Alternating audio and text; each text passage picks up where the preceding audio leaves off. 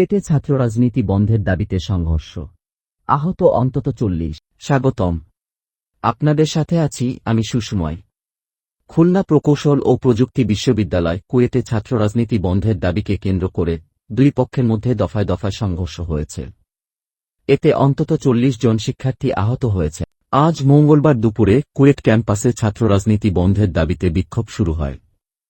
ছাত্র রাজনীতির ঠিকানা এই কুয়েটে হবে না, এই স্লোগান দিতে দিতে শিক্ষার্থীরা ক্যাম্পাসের হলগুলো প্রদক্ষিণ করে। কেন্দ্রীয় জামে মসজিদের সামনে দুই পক্ষের মধ্যে উত্তেজনা তৈরি হলে শুরু হয় ধাওয়া পাল্টা ধাওয়া। সংঘর্ষ কুয়েটের বাইরে ছড়িয়ে পড়ে, যেখানে বহিরাগতরা এক পক্ষের হয়ে অংশ নেয়।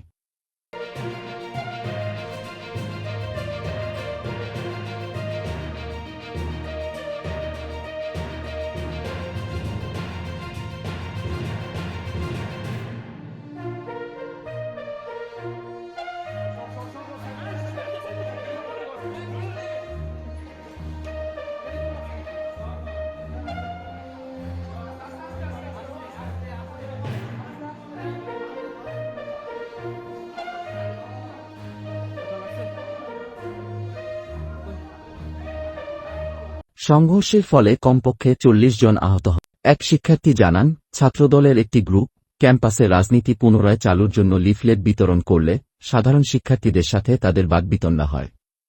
এর পরপরই সংঘর্ষ শুরু হয়।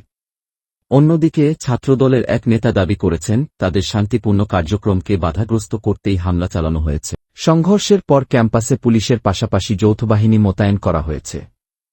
খানজাহান আলী থানার ওসি কবির হোসেন বলেন, পরিস্থিতি নিয়ন্ত্রণে আনতে আমরা সাধ্যমতো কাজ করছি। কুয়েটে ছাত্র রাজনীতি বন্ধ থাকা উচিত নাকি পুনরায় চালু হওয়া উচিত, এই বিতর্কে উত্তপ্ত হয়ে উঠেছে পুরো ক্যাম্পাস।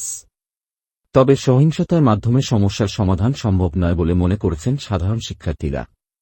পরিস্থিতি স্বাভাবিক করতে প্রশাসন কঠোর অবস্থানে রয়েছে। এই ছিল আজকের আপডেট। আরও খবরের জন্য আমাদের সঙ্গে থাকুন, খবর বার্তার সঙ্গে থাকুন।